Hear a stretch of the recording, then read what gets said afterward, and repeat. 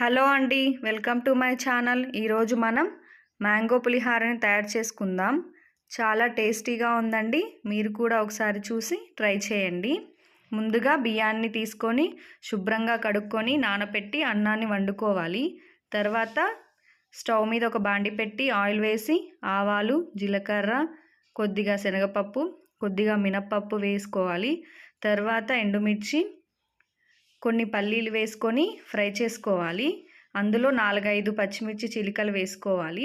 కొద్దిగా కరివేపాకు, హింగ్ వేసుకొని ఫ్రై అయ్యాక సరిపడా పసుపు, తురుముకున్న పచ్చి మ్యాంగో తురుముని వేసుకోవాలి.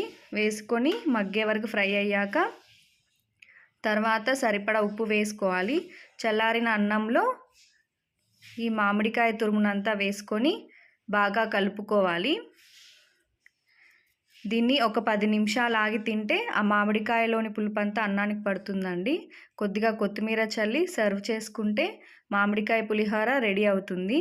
Thank you for watching. Subscribe, like, share and comment. Thank you.